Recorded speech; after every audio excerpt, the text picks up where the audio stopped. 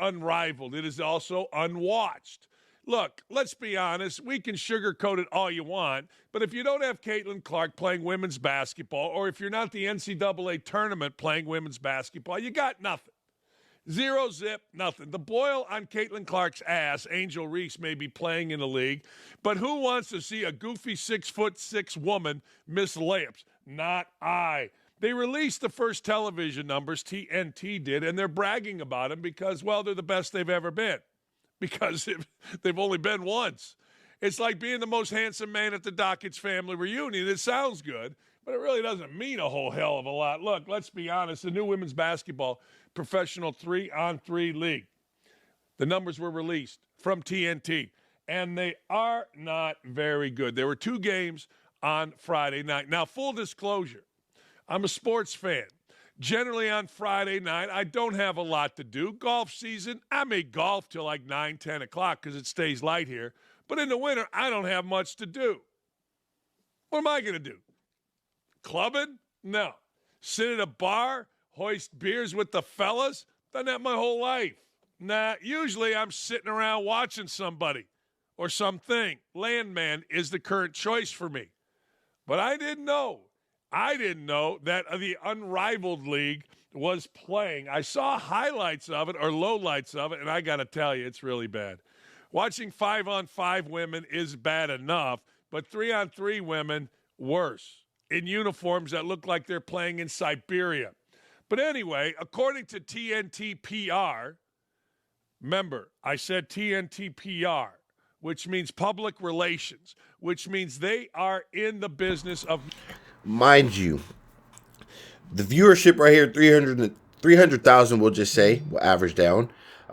This was week 1. We're already in week 3, and numbers have dropped significantly, about 50 to 60%, and it's not good. And pretty much Angel Reese is supposed to be the face of this league, right? I want you guys to hear what Dan has to say about this. I mean, it's obvious that this is like it's not even a debate anymore, and really on the viewership and who is who. Caitlyn Clark she runs this shit, bro. Let's just keep it what it is. There's no arguing. That's no disrespect to any of these girls. I some of you guys I actually enjoy watching, and I do watch you guys, and I support you guys. But when it comes to fans, viewership, needle moving, the purpose of viewerships going up and skyrocketing in this expansion league, Caitlyn Clark, higher paychecks, Caitlyn Clark. Let's just put it like that. So I just want you guys on its network. I want you guys to hear this. And of course, that's TNT. Chance that TNT hosting, touting strong viewership. We both know. No, listen to this. Look, come here. You and I both know, right? We both know. No Caitlyn Clark, no watch. No Caitlyn Clark in the league, no watch. I mean, let's just be honest. Caitlyn Clark's in that league, viewership doubles, if not triples. Usually with a usually with a new league, viewership early, shoo, and then it settles in. This viewership, and now it'll settle in. Really, I missed Angel Reese on my phone playing? What? And by the way, I was just texting Laura Ingram's gal trying to get on the show. I like doing it once in a while. America's clamoring for more dockage, but I digress. Strong viewership. Sure, the games happen on Friday night, which is not a great television viewing slot, unless, of course, it's the 80s.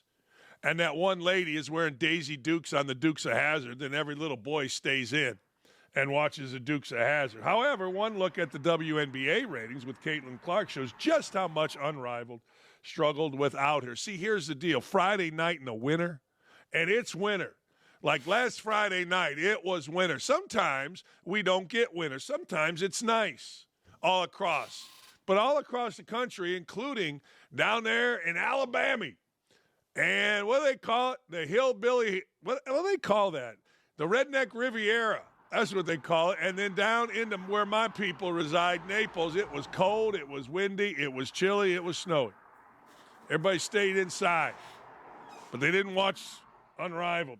All right, Friday night isn't a great TV viewing slot unless, of course, it's the girl Daisy Dukes. However, one look at the WNBA ratings with Caitlyn Clark shows just how much Unrivaled struggled without her. Heck, the Clark effect led to WNBA games that didn't even feature Clark, drawing an average of 400,000 viewers. The WNBA drew millions of viewers for its championship series, even though Clark's Indiana Fever were not involved. It's the Caitlyn Clark effect. Now, it's going to wear off. It's starting to wear off on me. Yeah, it kind of is. Anyway, keep in mind that before Clark entered the WNBA, the league averaged around 300,000 viewers for games in 2023. The number skyrocketed, of course, once Clark entered the league, with her games routinely cracking 1 million viewers. I'm goofy today, huh? You know, Monday I'm psychotic, and today I'm goofy. It's a weird world being up in here. The fact that Unrivaled simply reached the 2023 WNBA average on opening night is not a good sign. Here's why it's not a good sign. People thought there was great momentum for the WNBA and its players. People thought, you know, Angel Reese could draw. No, nobody wants to watch Angel Reese. Come on. Usually startup leagues do. And let's be honest.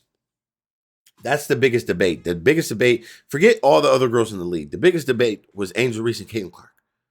Oh, it's because of me too. You remember that? When Angel said, it's because of me too. I'm part of it too. I'm the reason too. It's your fans. It's Angel Reese's fans the reason why the WNBA is growing. No disrespect to anybody. I rock with Angel. I cover Angel. But there is no debate on who's moving the needle. If you really know numbers and you really are in the sports space. Angel, you know, you could be better off doing like the music side, being in the club industry, like what they do. You know, I saw you just did the NFL thing, and you know, maybe do the YouTube side, rappers. I know that's like your scene, like you want to pop out, like that's who you are. There's nothing wrong with it, but like your fans seem to think otherwise. Your fans seem to think you are some crazy move, like you doing some so spectacular in the W or in basketball, like you doing good things, but you're also making it seem like you're part of the reason you moving the needle in the W, and like this just proves everything that you've been saying this past year and your fans is wrong.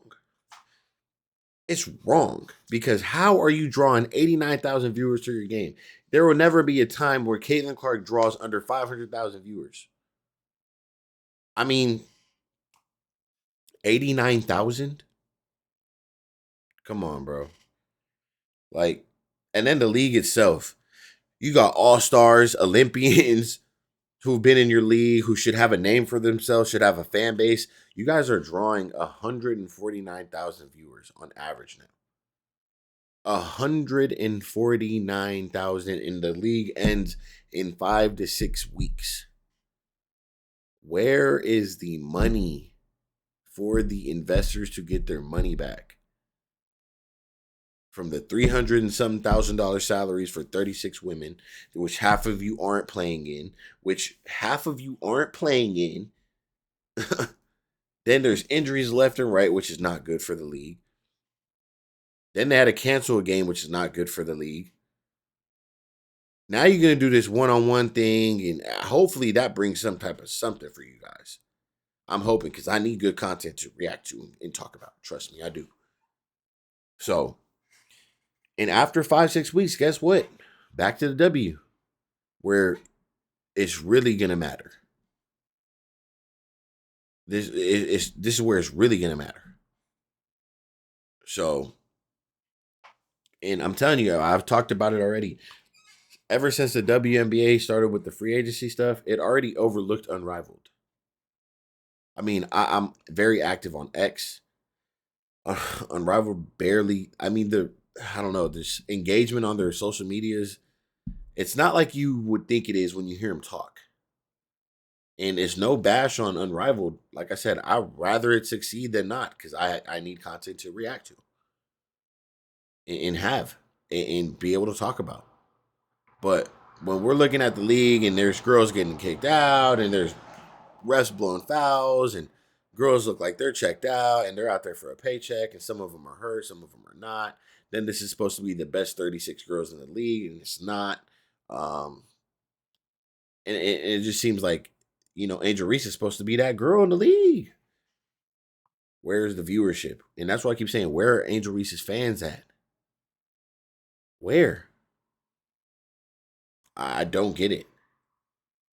So that's really all I got on this video. Unless Dan has some more for us.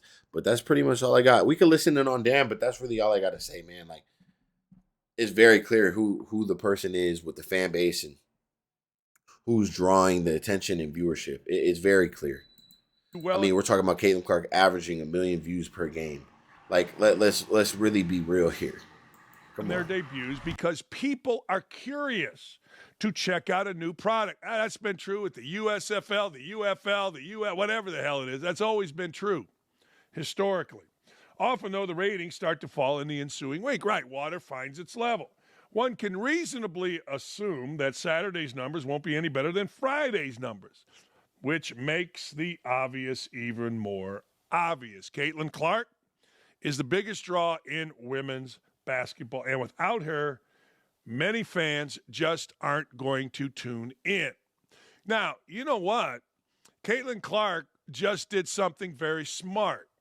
Instead of always being the most popular in the room, the smartest in the room, like if I walk into any room and I'm the most handsome and the smartest, I got to get out of that room. I mean, that room isn't doing anything for me. Let me explain. I don't know if you saw this, but during the Chiefs game, playoff game, in Arrowhead or whatever the hell they call that stadium now, who was Caitlyn Clark hanging with? Taylor Swift. Smart. In that duo, Taylor Swift dominates Clark, and Clark isn't the smartest, the most popular, the cool kid. But she elevated herself, hugging awkwardly after Travis Kelce ran for another 20 yards of yak yards after catch, like he did seemingly all day last weekend. See, that's wise. The Kelces are the perfect family to talk about relative to somebody more popular, elevating you. $100 million New Heights, the podcast of the Kelces got. You think they got it because Jason Kelce acts like a fat Yukon Moose Cholak? You think they got it because Kylie's kind of pretty and kind of smart? You think they got it? All right, Jason is rambling and yapping right now. I mean, not Jason. Dan. Dan is over here rambling and rambling like that. That's usually what's his name does. That's why I'm like, Dan, you're getting off track here. Let's stop. So that's all I got, man. Appreciate you guys. I'm out.